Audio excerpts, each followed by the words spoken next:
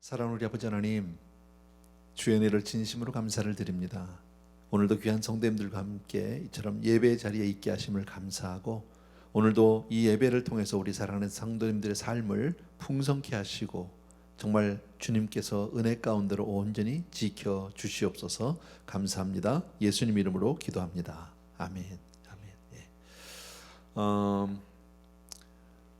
팬데믹이 시작하고 난 이후에 우리 성도님들의 삶을 보면 아마 조금씩 다 변화가 생기셨을 거예요. 그죠? 저에게도 조금 변화가 하나 있었어요. 평생 안 해본 일을 팬데믹으로 인해서 한번 하게 된 것이 있어요. 그게 언제냐면 작년 여름쯤이었었던 것 같아요. 여름경에 집에 있는 시간이 아무래도 많다 보니까 나도 집에서 한번 토마토를 키워볼까? 베이즈를 한번 키워볼까 이래가지고 동네 이제 이 마켓에 가서 조그만한 요 체리 토마토 나오는 거 있죠. 그거 화분 한 2개 사고 또 이렇게 베이즈를 한 2개 샀어요. 그리고 뒷마당 한쪽에 이렇게 좀 자리를 만들어서 거기다 이렇게 심었습니다. 그리고 심어놓고 나서는요, 얼마나 제가 정성을 들이는지 몰라. 아침마다 일어나면 가서 물 주고, 매일 그 봐요. 얼마나 자랐나 또 보고, 요만한 게 하나 나오면 얼마나 기쁜지 모르고. 물론 제가 이렇게 충분히 따서 먹을 만큼 나오지는 않았어요. 또 이렇게 한 번은 조금 토마토가 좀 열리는 듯 했는데 보니까 이게 뭐 다람쥐가 와서 먹었는지 토끼가 와서 먹었는지는 모르겠는데 싹 다 먹었더라고. 얼마나 속이 상하고 가슴이 아픈지.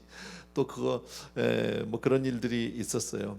제가 왜 이런 말씀을 드리냐면요, 지금 씨 뿌리는 비유에 대해서 지금 몇 시간을 계속 같이 말씀을 나누고 있잖아요. 오늘도 이제 그 말씀을 계속해서 드리는데, 씨 뿌리는 비유에 결국 하나님이 우리에게 그 말씀을 주시는 목적은 열매 맺는 거예요. 30배, 60배, 100배로 열매를 맺기를 원하시는 거란 말이지. 근데 제가 아까 그 작은 토마토 베이스를 키우면서 매일 정성을 주고 그게 자라기를 그렇게 기다리고, 그리고 조금 자라주면 얼마나 기쁘고 그게 감사했는지 몰랐거든요. 어쩌면 하나님이 우리를 바라보시는 그 마음은 그것 이상이 아닐까. 그것보다 훨씬 더 우리가 조금 영적으로 성장하고 우리가 조금 더 성숙해가고 하나님 앞에 조금만 더 가까이 나올 때마다 주님이 얼마나 기뻐하실까. 그리고 또 은혜를 부어주시고 또 은혜를 주시고 하는 그런 것들이 영적으로 이렇게 한번 그림을 그려 보았습니다. 오늘은 본문이요, 누가복음 8장 6절 한 절이에요. 같이 한번 읽습니다. 시작. 더러는 바위 위에 떨어짐에 싹이 났다가 습기가 없으므로 말랐고. 지난주에도 제가 돌짝밭 이야기를 했거든요. 근데 오늘도 그 돌밭 이야기를 1시간 더 하려고 그러는데, 누가복음에는 비슷해 보이는데 조금 다른 표현이 써 있어요. 한 절밖에 없어요. 더러는 바위 위에, 이것이 이제 돌밭이에요. 바위 위에 떨어짐에 싹이 났는데 습기가 없으므로 말랐다라는 겁니다. 어쨌든 잘 못 자랐어요. 우리도 이렇게 신앙생활 하다 보면 잘 못 자라는 경우가 있죠. 오랜 신앙생활 했는데도 그렇게 신앙이 크게 자라지 못한 분들 있습니다. 그럴 때 이제 물어보면 뭐 좀 더 이렇게 열심히 못하셨어요라고 물어보면 대개 그 이유를, 자기가 영적으로 성장하지 못한 이유를 대부분은 다 외적인 데서 찾아요. 두어요. 나는 정말 그렇진 않았는데 형편이 그렇게 열심히 뭐 먹고 살기가 바빠서 내가 그렇게 교회를 못 갔다. 또 혹은 뭐 나는 정말 열심히 하고 싶었지만 집안 분위기가, 우리는 불교 집안이라 그렇게 내가 그렇게 열심히 다니고 이럴 수가 없었다. 뭐 이런 핑계도 되기도 합니다. 또 어떤 경우에는 마음은 원이로되 육이 약해서 못했습니다. 이렇게도 얘기하고, 조금 심하면 누구 때문에 이런 핑계들도 됩니다. 물론 그런 게 없다는 뜻은 아니에요. 그런데 오늘 본문을 통해서 보면 우리가 조금 달리 봐야 돼요. 바위에 떨어졌는데 싹이 났다가 뭐가 없어서요? 습기가 없어서 말랐다는 거죠. 다시 말씀드리면 그 내 이유가, 우리가 잘 성장하지 못한 이유가 외적인 데 있는 게 아니라 바로 내적인 문제라는 거예요. 습기가 없었다. 습기가 있어야 잘 자라요. 또 우리 집에 얼마 전인데요, 집에 이제 그 난이 화분이 하나 있어요. 근데 뭐 저희는 잘 그런 걸 못 하는데, 그래도 이제 제 아내가 물도 가끔 주고 뭐 이렇게 합니다. 근데 어느 날 새로 대가 하나, 이렇게 작은 대가 하나 올라왔대요. 그랬더니 나를 불러, 이것 좀 와서 보라고. 그랬더니 그 끝에 이렇게 꽃몽우리가 진 거예요. 생겼어, 피어났어. 그러니까 이제 거기 꽃이 피기를 기대하는데, 또 며칠 지났는데 막 속상해 하더라고요. 그래서 왜 그런가 했더니 그게 몽우리가 조금 올라서 피는 줄 알았는데 그게 그냥 말라서 뚝 떨어진 거야. 그래서 내가 잘 모르지만 그 좀 스프레이라도 해주지 그랬어. 이제 이런 이야기를 한 적이 있어요. 그러니까 이 자라고 성장하는 데는 이게 습기가 아주 이 결정적인 것 같아요. 잘은 몰라도. 여자분들은 왜 저 수분에 대해서 그런 이야기 오래전에 제가 그 뉴스 아니 광고에서 본 것 같아요. 뭐 촉촉해서 잘 먹어요. 뭐 이런 거 있었죠. 화장도 뭐 좀 촉촉해야 잘 먹는다며. 아니에요? 그래서 항상 뭐 보습 효과라고 그러든가 뭐 그런 거 광고에서 들은 것 같아요. 어쨌든 사람도 마찬가지지만 신앙도 이런 습기가 좀 있어야 되는 거예요. 습기가 없어서 말랐대잖아요. 그죠? 습기가 좀 있어야 되는 거예요. 그러면 그 습기가 뭐냐? 오늘 저는 여러분과 함께 네 가지로 나눠서 좀 말씀을 나누려고 그래요. 뭐 우리들이 다 알고 있는 건데 정리만 합니다. 첫 번째입니다. 1번 같이 한번 읽읍시다. 시작. 회개, 눈물. 신앙이 성장하기 위해서는 회개가 절대적이에요. 아주 필수적이에요. 여러분, 하나님 앞에서 내 잘못을 깨닫는 그런 신앙이 없으면 신앙은 메마르기 시작해요. 항상 우리는 회개에 힘쓰는 사람이 되어야 된다. 사실 우리 한 사람 한 사람 보면 죄 없다고 할 사람은 이 세상에 아무도 없겠죠. 회개가 필요 없는 사람 아무도 없죠. 다만 우리가 그 회개의 필요를 느끼지 못할 뿐이지 회개가 필요 없는 사람이 세상에 어디 있겠어요. 그잖아요. 근데 오랜 신앙생활 하다 보면 마치 의인인 것처럼 착각하는 경우, 다른 사람은 정죄하고 다른 사람은 판단하면서도 나 자신에 대해서는 매우 관대하고 너그러운 경우들이 참 많이 있어요. 러시아의 그 유명한 문호 톨스토이라고 하는 사람이 쓴 글 가운데 이런 재미난 글이 하나 있어요. 어느 목사님에게 두 여인이 찾아오게 되는데 한 여인은 너무나 큰 죄를 진 사람이에요. 그래서 막 목사님한테 와서도 너무너무 부끄럽고 눈물로 정말 하나님 앞에서 가슴을 치며 이러는 여인이 하나 왔고, 또 한 여인은 그냥 평범한 여인이에요. 뭐 살아오면서 뭐 크고 작고 자질구레한 죄들이 물론 없다고 말할 수는 없겠지만 그렇게 뭐 남들에게 지적받을 만한, 그렇게 남들이 뭐 손가락질 받을 만한 죄를 진 적은 없다라고 하는 두 여인이 찾아왔어요.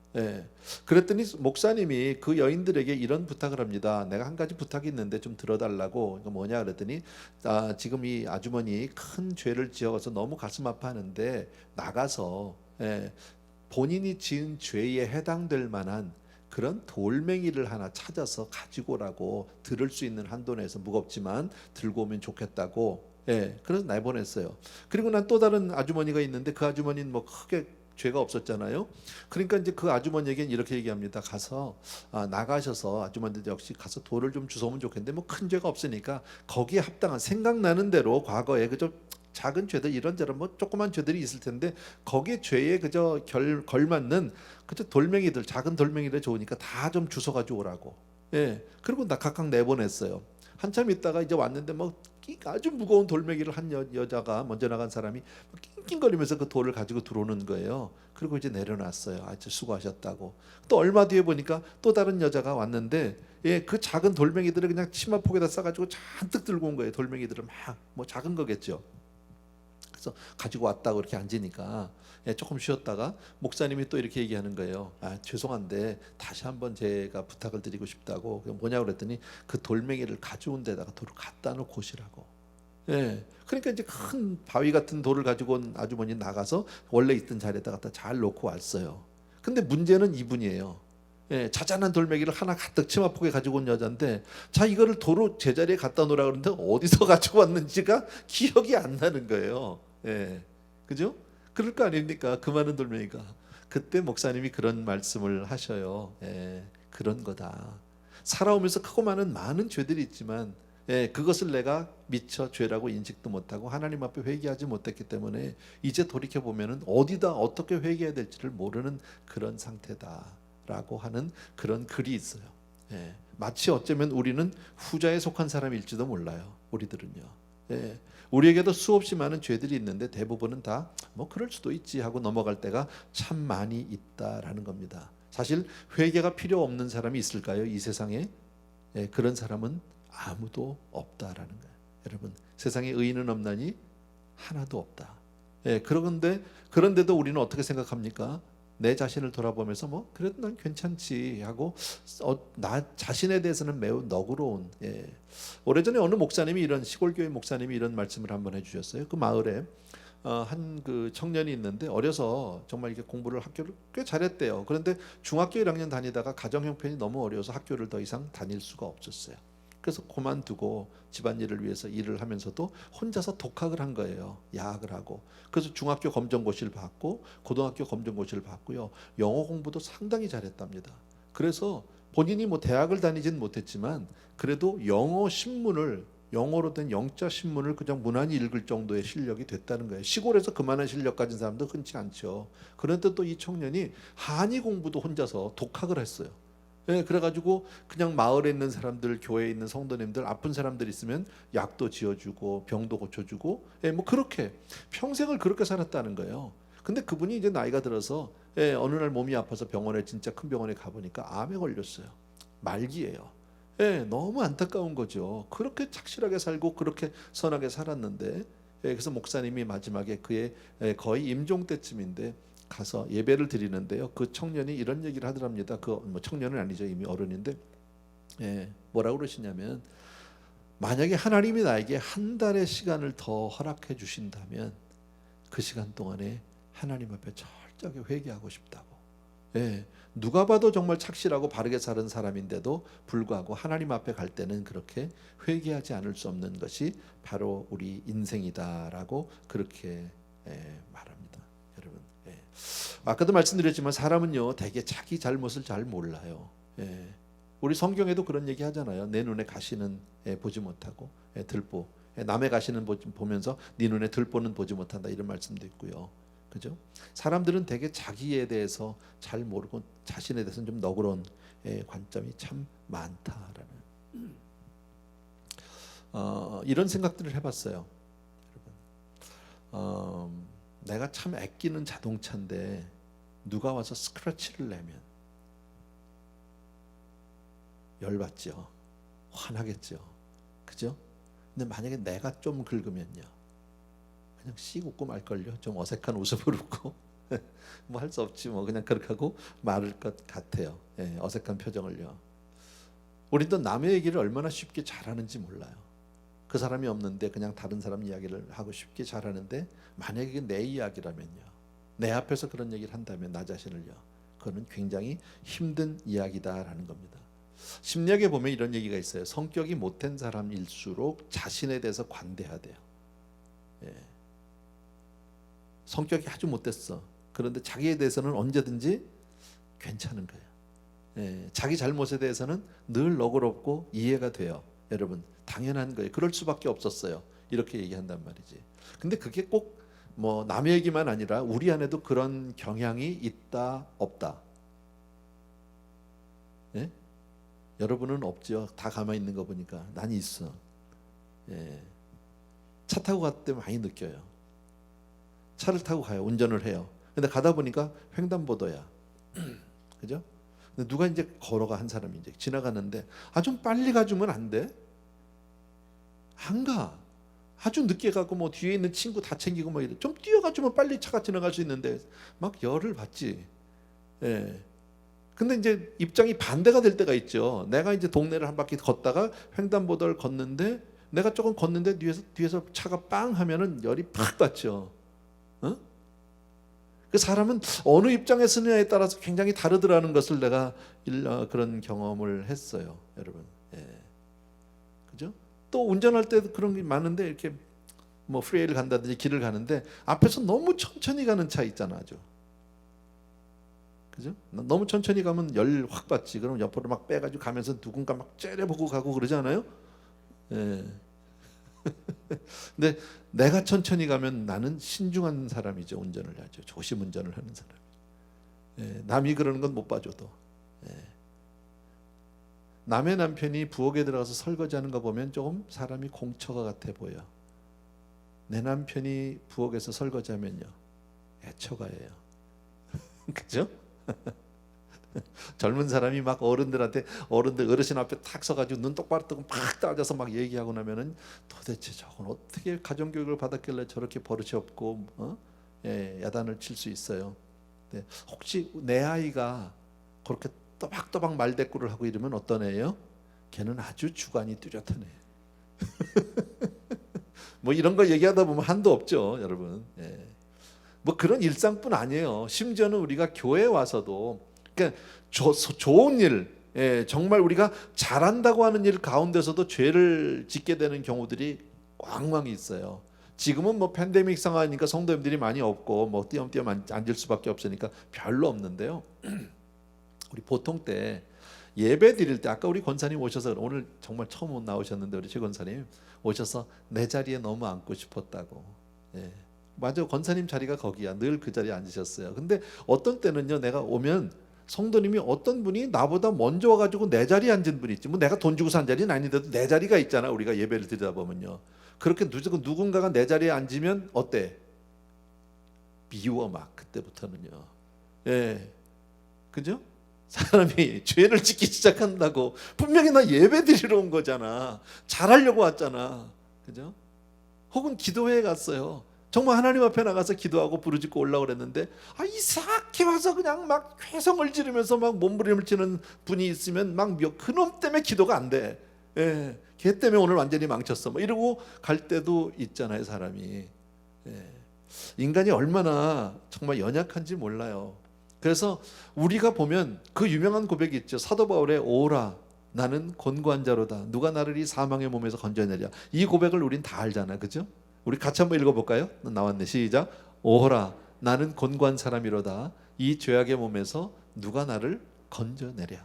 예, 이건 사도 바울의 유명한 고백이기도 하지만 사실 이 고백에 해당되지 않는 사람이 있나요? 다 마찬가지라는 거지, 여러분. 예. 그런데 안타까운 게 뭡니까? 우리와 같이 오랜 신앙생활을 하다 보면 죄를 만나도 아파하지 않는다는 데 문제가 있어요.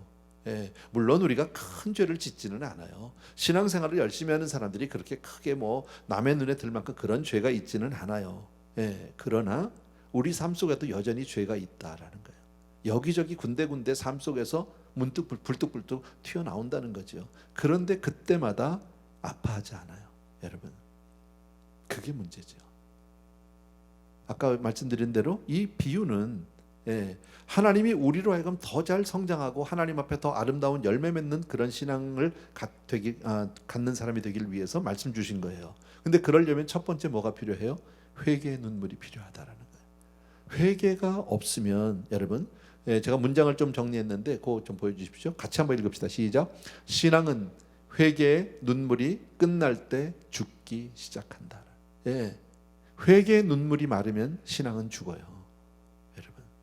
그러나 같이 읽습니다. 시작. 그러나 회개가 있는 한 죄는 우리에게서 승리하지 못한다. 예.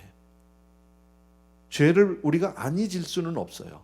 죄를 안 질 수 있으면 좋지만 우리는 육신의 한계, 육신의 연약함으로 인해서 안 잊을 수는 없지만 그럴 때마다 우리에게 회개라는 놀라운 하나님의 축복이 있는 줄로 믿습니다. 예. 죄악을 숨기면 절대 형통하지 못하다는 거 알죠, 여러분? 허물의 사함을 얻고 죄의 가리움을 얻은 자는 복이 있다고 시편에서 말씀하죠, 그죠? 예. 그 죄를 내가 토설치 아니할 때 내가 얼마나 괴로웠느냐 성경이 말씀하고 있잖아요. 또 만일 우리가 우리의 죄를 자백하면 요한일서 1장 9절이죠. 우리가 잘 아는, 그죠?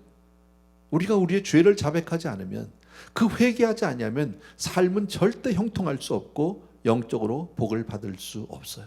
그러나 우리가 하나님 앞에 나와서 회개의 눈물을 흘릴 때 동이 서에서 먼 것처럼 죄를 멀리 해주시겠다고 성경은 그렇게 우리에게 약속하고 있는 줄로 믿습니다. 예. 그래서 죄 중에서 가장 무서운 죄는 바로 뭐냐면 죄가 죄인 줄 모르는 죄라는 거예요, 여러분.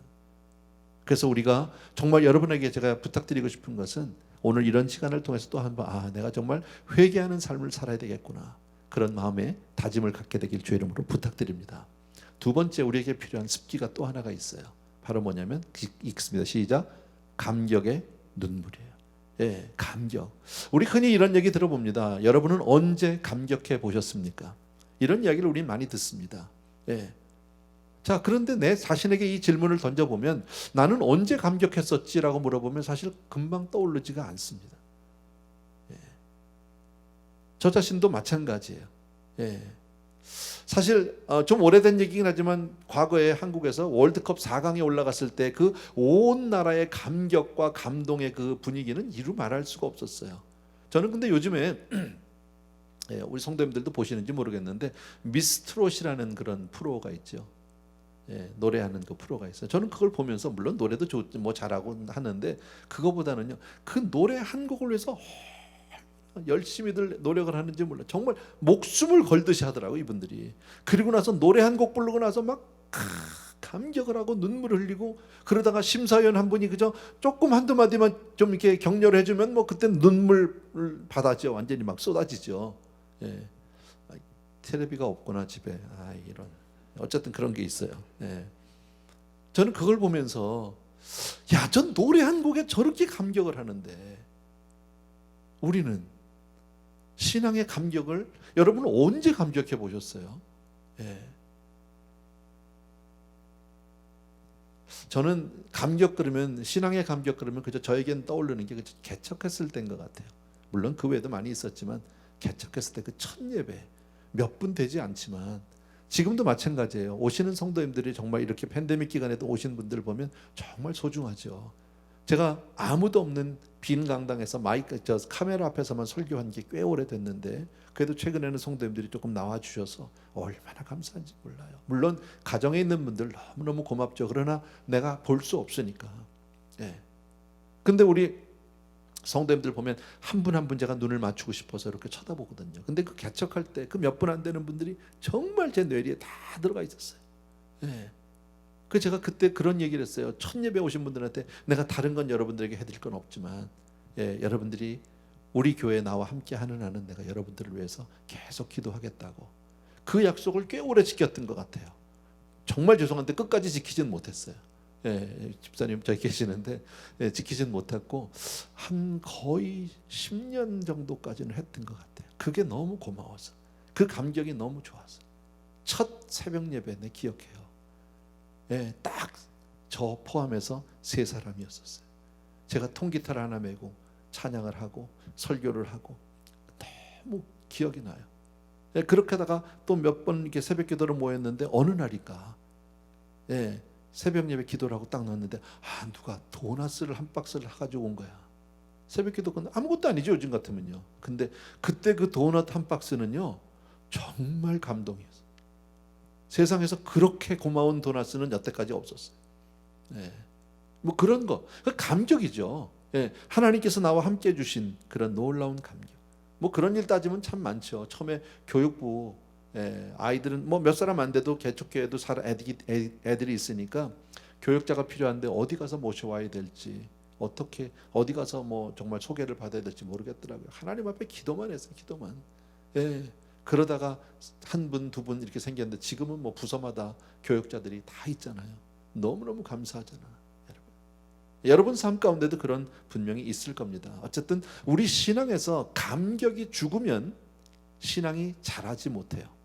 왜 그러냐면 신앙은 어떤 그러니까 우리가 배워서 학문적으로 배우고 이론적으로 깨달아서 되는 문제가 아니에요. 철학의 문제가 아니기 때문에 그래요. 하나님과의 교감이기 때문에 이런 감격, 감동이 없으면 감사가 없으면 신앙이 자라지 않아요. 여러분 참 안타까운 것 가운데 하나는 우리가 가끔 이런 얘기죠. 그때 참 옛날엔 참 은혜가 많았어 뭐 이런 얘기요. 여러분 우리 흔히들 하는 얘기인데 그건 정말 안 되는 얘기예요. 여러분 제가 이렇게 써놨네요. 가장 큰 비극은 과거에 참 은혜가 있었다라고 말하는 것이다. 과거에 아니요. 하나님의 은혜는 오늘도 있고 내일도 있고 영원토록 변치 않으세요. 아멘입니까 여러분? 그렇다면 왜 과거에만 은혜가 있다고 얘기합니까? 지금도 은혜가 있어야 되는 거죠. 여러분 우리 속에 갈수록 더욱 넘치는 은혜가 있게 되기를 주의 이름으로 축원합니다. 전광 목사님이라는 분이 쓰신 책인데요. 뭐 쉬운 어려운 책은 아닙니다. 근데 평범한 삶의 감사라는 책이 있어요. 근데 그 책 가운데 헬렌 켈러에 대해서 쓴 책이 있어요. 시각장애인, 청각장애인이잖아요. 그걸 인용해 놨는데 헬렌 켈러가 3일 동안만 볼 수 있다면이라는 글을 썼어요. 정말 그 사람은 볼 수도 없고 들을 수도 없는 분인데 3일 동안만 내가 정말 볼 수 있다면 제가 그냥 읽어드릴게요. 만약 내가 사흘간 볼 수 있다면 첫째 날엔 나를 가르쳐준 설리반 선생님을 찾아가 그분의 얼굴을 바라보겠습니다. 그리고 산으로 가서 아름다운 꽃과 풀과 빛나는 노을을 보고 싶습니다. 둘째 날엔 새벽에 일찍 일어나 먼 동이 터오는 모습을 보고 싶습니다. 저녁에는 영롱하게 빛나는 하늘의 별을 보겠습니다. 셋째 날엔 아침 일찍 큰 길로 나가 부지런히 출근하는 사람들의 활기찬 표정을 보고 싶습니다. 점심때는 아름다운 영화를 보고 저녁에는 화려한 네온 사인과 쇼윈도의 상품들을 구경하고 저녁에는 집에 돌아와서 사흘간 눈을 뜨게 해주신 하나님께 감사의 기도를 드리고 싶습니다. 이런 글이에요. 근데 그 밑에 전광 목사님이 이렇게 써놨어요. 불굴의 의지인 그녀가 보고 싶었던 것은 우리가 아무렇지도 않게 매일 누리는 평범한 것들입니다. 그렇게 보면 우리는 날마다 그 헬렌 켈러가 그렇게 만약에 사흘만 나에게 눈을 띄게 해주셔서 볼 수 있다면 하는 그런 정말 간절함과 감격적인 표현을 써놨는데 사실 이것은 우리가 늘 일상에서 누리고 사는 그런 것들이라는 거죠. 그렇게 보면 우리 삶 속에는 감사할 것도 감격할 것도 참 많다. 오늘 이 자리에 있음이 감사한 일이죠. 아멘입니까? 오늘도 하나님 나에게 생명 주셨고 아침에 눈을 뜨고 일어나게 해주셨고 가족을 주셨고 자녀들이 있고요. 먹을 것이 있고요. 입을 것이 있고 감사한 일 아니에요?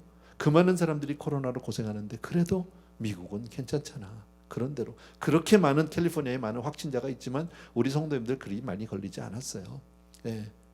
코로나로 인해서 돌아가신 분 딱 한 분, 어르신 한 분, 연세가 많으셔서 양로병원에 계시다 돌아가신 분 외에는 없었어요. 세 번째예요. 우리에게 필요한 습기. 세 번째는 바로 봉사의 땀이에요. 봉사의 땀인데 여러분 요즘 사실 뭐 지금은 어떻게 봉사할 수도 없는 그런 상황이긴 하지만 보통 현대의 우리 크리스찬들은 봉사 많이 없죠. 과거에 비해서. 그죠?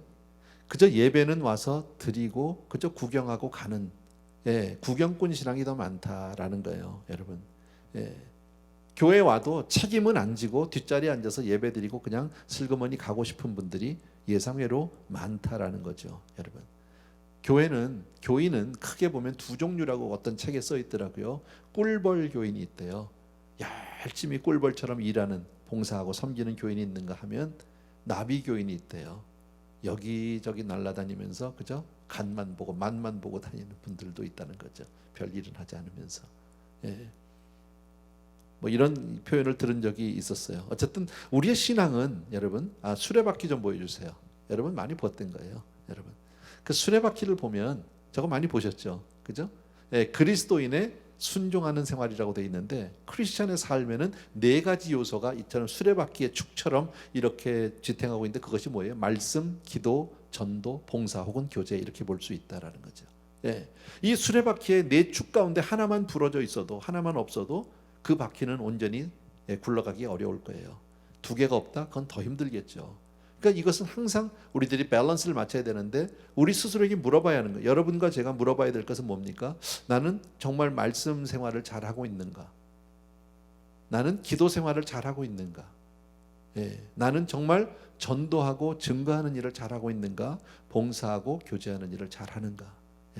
물론 지금 성도님들이 만날 수도 없고 하니까 교제도 쉽지 않지만 요즘에 우리 얼마든지 영상으로도 할 수 있고요. 아까도 우리 요즘 그 대신방을 전화로 하고 있지만 전화로 그냥 이것만 이렇게만 이제 듣기만 하는 경우도 있지만요.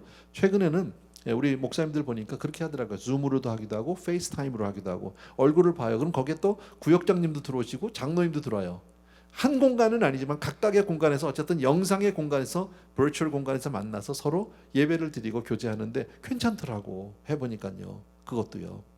물론 직접 만나서 같이 대화하고 차를 나누고 하는 것보다는 못하지만 그래도 어딥니까 그게.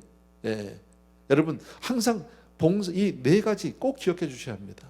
여러분 우리의 삶 속에는 말씀과 기도와 그리고 전도와 봉사, 교제 이것이 꼭 필요하다라는 겁니다. 여러분 우리의 땀이 이런 구체적인 어떤 그 삶의 드림이 있어야 땀을 흘리게 되고 봉사하게 되고 그래야 내 신앙이 자란다라는 겁니다. 수고가 없는 사랑은 죽은 사랑이에요. 힘쓰지 않는 사랑은, 희생이 없는 사랑은 죽은 사랑이에요. 그래서 우린 주님 앞에 땀이 말라서는 안 될 줄로 믿습니다.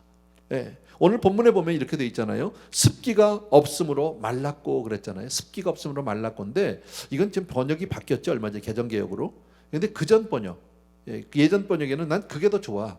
습기가 없으므로 말라서 죽었고, 예.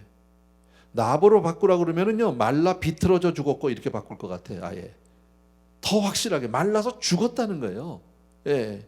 그러니까 하나님 앞에 회개의 눈물이 없어서 말라 죽고, 하나님 앞에 어떤 감사 감격의 눈물이 없어서 말라 죽고, 하나님 앞에 어떤 봉사의 땀이 없어서 말라 죽는다라는 거죠. 아무것도 아닌 것 같은데, 그래서 우리가 신앙생활하면서 그런 얘기하잖아요. 심령이 메마르다. 예. 정말 마음이 컬컬하다. 뭐 이런 얘기들 쉽게 하거든요. 왜 그럴까요? 말랐다는 얘기예요. 습기가 없다. 오늘 말씀으로 보면은요. 그러니까 이럴 때는 말씀드린 대로 여러분 다시 한번 회복하는 거예요. 회개의 눈물을 흘릴 수 있어야 하는 거예요. 회개거리가 없다고요? 가만히 생각해 보세요. 조용히 앉아서 한번 적어 보세요. 왜 없습니까? 얼마든지 있습니다. 여러분, 내 삶 속에서 하나님 앞에 부끄러운 일들, 죄스러운 일들, 정말 나에게 부족했던 일들, 악한 일들 등등 얼마나 많은지 모릅니다. 여러분, 그런 것들 하나씩 놓고 하나님 앞에 회개하기 시작하고요. 네. 하나님 앞에 감사할 조건, 감격할 조건 찾아본다면 why not? 왜 없습니까? 얼마든지 있다라는 거지. 예. 마지막 네 번째예요. 읽습니다. 시작. 그리스도의 보배로운 피. 예. 이게 꼭 필요하다라는 겁니다. 여러분, 정말 내 심령이 그리스도의 보혈의 피로, 구속의 피로 촉촉히 젖어 있는지, 그 보혈의 은혜를 우리가 아직도 내가 정말 내 심령에 내가 잘 정말 이게 느끼고 있는지. 만약 그게 없다면, 그리스도의 보혈의 은혜를 내가 잊고 있다면 사실은 처음으로 다시 돌아가셔야 돼요. 처음에 은혜 받았던 곳으로 다시 돌아가셔서 처음 복음으로 받기 시작해서 해야 한다라는 겁니다. 정말 예수 그리스도의 십자가의 죽으심과 내가 상관이 없는 사람이라면 아무 소용없어요. 그러니까 신앙생활은 내가 신앙생활 하니까 기쁘다, 내가 평안하다, 뭐 형통하다, 잘 된다, 이게 아니에요. 그거 이상이어야 돼요. 그것도 있지만 그 이상 뭐가 있어요? 그리스도의 십자가 은혜가 내 심령 가운데 차고 넘쳐야 할 줄로 믿습니다. 아멘. 정말 이것이 없으면 안 되는 거죠. 자, 오늘 저는 여러분에게 네 가지로 정리를 해드렸어요. 우리 신앙이 잘 자라기를 원하고, 정말 하나님이 우리 한 사람 한 사람을 보면서, 제가 아까 얘기했잖아요. 그 토메로와 뭐 베이슬 길른 얘기했는데, 하나님은 우리를 보면서 그 이상일 겁니다. 우리가 더 잘 자라주고 우리를 통해서 더 많은 열매를 맺게 되기를 하나님이 정말 간절히 원하는데, 그렇게 하려면 뭐가 마르면 안 돼요? 습기가 마르면 안 돼요. 그 습기는 뭐라고 그랬습니까? 회개의 눈물, 감격의 눈물, 봉사의 땀, 그리스도의 보혈이란 말이지. 아멘입니까 여러분? 예. 기억하시면서요, 우리 찬송 하나 드리고 그리고 잠시 기도하겠습니다. 날 대속하신 예수께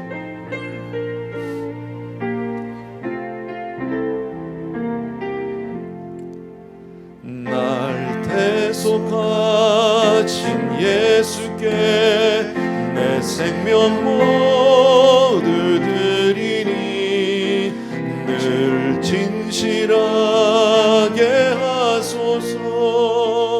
내 구주 예수여, 나 구주 위에 살리라. 내 기쁨 한량 없으리. 내 갈 길 인도하소서. 내 구주 예수여, 날 구원하신 예수를 일평생 의지하오니 날 영접하여 주소서. 내 구주 예수여, 나 구주 위에 살리라. 내 기쁨 한량 없으리. 내 갈 길 인도하소서. 내 구주 예수여. 아멘. 우리 다시 한번 기도하는데, 오늘 주신 네 가지 여러분 아까 보셨죠? 그죠?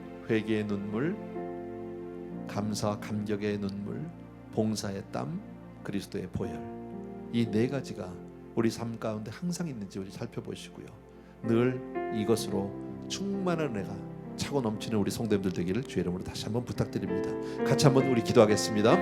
사랑하는 아버지 하나님, 주연의 진심으로 감사를 드립니다. 오늘도 우리에게 하나님 정말 우리 한 사람 한 사람이 믿음 안에서 은혜 안에서 그렇게 잘 자라기를 소원하고 그렇게 우리를 기대하시는 주님을 찬양합니다. 참 좋으신 우리 아버지, 사랑하는 성도님들, 오늘도 마음 가운데 다시 한번 우리의 마음을 정리해보고 정말 주님 앞에 아름답게 성장 성숙하는 그런 성도님들이 되기를 간절히 소원합니다. 늘 회개에 힘쓰는 삶이 되게 도와주시옵소서. 늘 아버지 하나님, 우리의 삶이 하나님 앞에 나가서 내 삶을 비춰보게 하시고 주님 앞에 늘 고백하고 정말 죄사함으로 말미암아 하나님과 자유함 하나님 쪽에서의 참 행복과 기쁨을 누리는 우리 성도님들이 되게 도와주시기를 간절히 소원합니다. 또한 아버지 하나님, 늘 우리가 감사할 수 있도록 도와주시기 원합니다. 나 같은 죄인 살리신 주 은혜, 하나님의 은혜 앞에서 늘 감사 감격하고 내 삶 속에 되어지는 모든 일들이 하나님의 은혜 가운데 나의 나된 것은 오직 하나님의 은혜라 하는 그런 고백 속에 우리 사랑하는 성도님들이 그렇게 믿음으로 승리할 수 있도록 도와주시기 원합니다. 또한 아버지의 봉사의 땀을 흘리는 우리들이 될 수 있도록 도와주시기를 원합니다. 받은 신앙, 받은 은혜 그냥 나 혼자서 아버지 하나님의 주 품고 있는 것이 아니라 나누게 하시고 베풀게 하시고 그것으로 우리들이 정말 수많은 영혼들을 주님 앞으로 돌아오게 도와주기를 간절히 소원합니다. 항상 그 모든 것 위에 그리스도의 보혈의 은혜가 우리의 삶을 늘 지켜주시기 원하고 지탱해 주시기 원하고 하나님의 은혜로 말미암아 우리가 그렇게 승리하는 사람들 다 될 수 있도록 주여 사랑하는 성도님들을 축복하여 주시옵소서. 감사를 드립니다. 예수 이름으로 기도합나이다. 아멘. 우리 자리에서 조용히 일어나셔서 마지막 3절입니다. 주 십자가에 달리사 날 자유하게 했으니 내 몸과 마음을 주 위해 다스게 하소서. 나 구주 위해 살리라 내 기쁨 한량 없으리 내 갈 길 인도하소서. 내 구주 예수여. 아멘. 은혜로우신 우리 아버지 하나님, 오늘도 우리 귀한 성도님들 한 분 한 분에게 말씀을 통해서 또 한 번 우리의 삶을 풍성케 주시고 복을 주시니 진심으로 감사합니다. 오늘 말씀과 같이 우리의 심령이 메마르지 않게 도와주시기 원하고 늘 회개에 힘쓰는 삶, 하나님 앞에 늘 감사와 감격을 잃지 않는 삶, 그리고 나가서 봉사하고 섬기는 삶, 그러나 이 모든 것이 그리스도의 보혈 안에서 하나님의 은혜 안에서만 그렇게 사라지는 성도님들 다 되게 하여 주시옵소서. 오늘도 우리 사랑하는 성도님들 저마다 정성껏 귀한 예물을 준비했고 가정에서도 하나님 귀한 예물들 준비해서 하나님께로 올려드립니다. 주님, 귀한 예물들을 통해서 우리 사랑하는 성도님들의 삶을 받으시고 저들의 중심을 받으시고 기도의 제목들과 하나님 앞에 간구들을 받아주셔서 하나님 마음껏 축복하시고 그렇게 하나님 우리 하나님 앞에 정말 복된 성도님들 다 되게 하여 주시옵소서. 이제는 우리 주 예수 그리스도의 은혜와 하나님 아버지 그 무한하신 그 사랑하심과 성령님의 오늘도 내 주인도 교통 충만 역사하심이 이 시간 또 한 번 하나님의 은혜의 자리로 향하는 귀한 모든 성도님들, 또 특별히 선교지에 있는 모든 사랑하는 선교사님들 위해 이제로부터 영원토록 함께 계실지어다. 아멘.